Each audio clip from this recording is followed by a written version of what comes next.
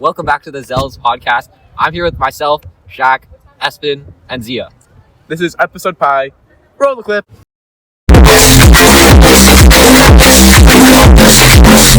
Zia, can you introduce your religious figure first? My religious figure is Saint Louis Namarquia.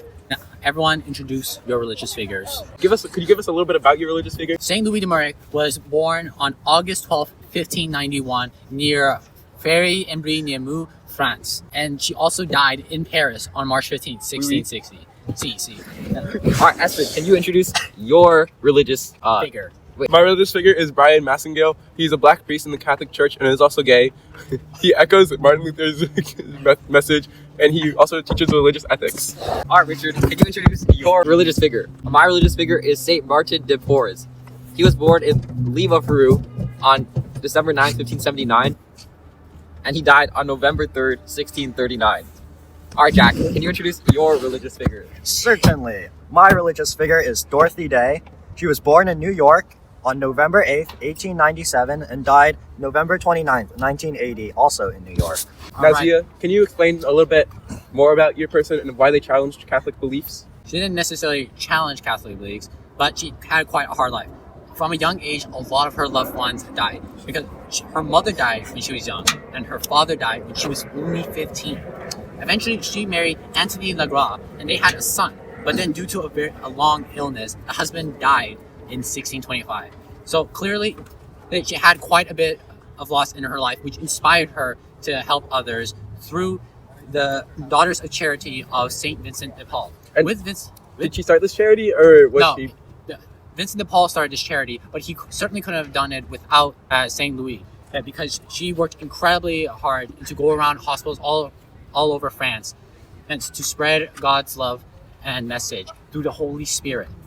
And through this, she also set up multiple new hospitals and churches to help everyone out. Did she evangelize people, or did she proselytize people? I do not believe she proselytized or evangelized anyone in particular. She just simply helped people through God. So she was an evangelizer, bringing people to God through her help. Suppose yes, but nothing's ever mentioned where she actively tried to convert people. She just wanted to help people. She wanted to help those who were ill and those in orphanages. Okay, thank you for that, Zia. Now, Espin, could you tell us a little bit more about your religious figure? so he's a priest, and he's most certainly a evangelizer, and definitely not a proselytizer. He would never do such a abhorrent thing as proselytize somebody into the Catholic Church. Wise words. He wants everybody in the church to be respected and their dignity to be preserved and protected. He wants everybody in the world to be loved. And this is copying the message of Martin Luther King Jr., where he wants everybody in the world to be the same and love each other.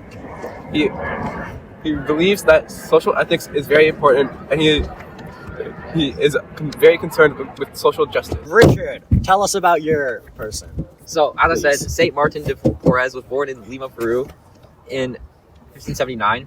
He was the illegitimate son of a Spaniard and a freed slave from either Panama or Native American or African American descent. He grew up in poverty, but he wanted to have a position in the church. But he was discriminated against due to his mixed race and not allowed to be a minister. But despite this, he still moved up in the church position, even though he was discriminated against. Saint Martin de Porres was known for treating everyone well, regardless of their race. And he's most known for giving care for others during epidemic, often visiting them and giving them support. So in this way, he's similar to Zia's person. Yes.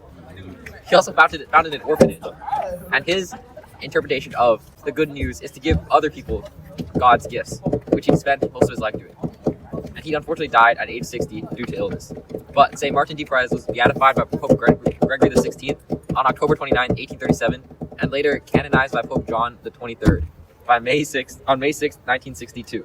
And he's now the patron saint of people of mixed race, innkeepers, barbers, public health workers, and more. Okay, Shaq, can you tell us a little bit about your religious figure? Certainly, Richard.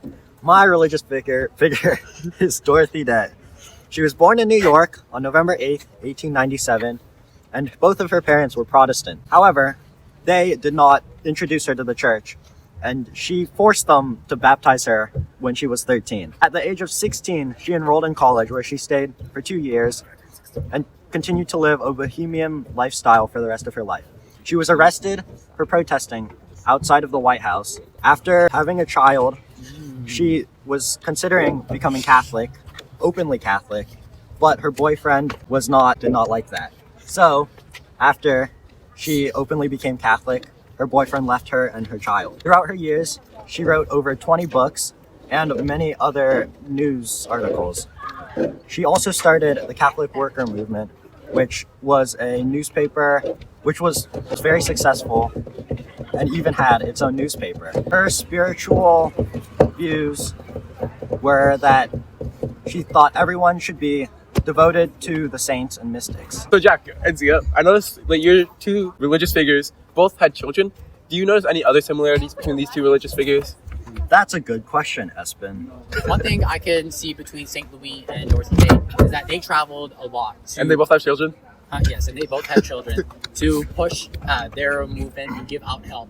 And they also both had children? You know, I noticed that Saint Martin also traveled a lot during the epidemic to care for others, which is another civil aspect. I noticed that both of our religious figures were discriminated against, but mine was because of their mixed race. Could you expand on how yours was discriminated against? Well, he was born in the 1980s, so his sexual orientation would be very different from the ideas of the time, and it would have been very weird for him to come out publicly as a gay priest and express his sexual orientation. Was why he was discriminated against. Yes. So as such, I think all of our religious figures kind of had the same interpretation of the good news, which is to spread God's message and love through the Holy Spirit. And they all Proselytizing. no evangelize, and all of the religious figures were for evangelizing and did not want to proselytize people and bring them into faith just to have them in faith. They wanted to have members of our community who would love being close to God. Wow. All right, Thank you for listening to this episode of the Zels podcast.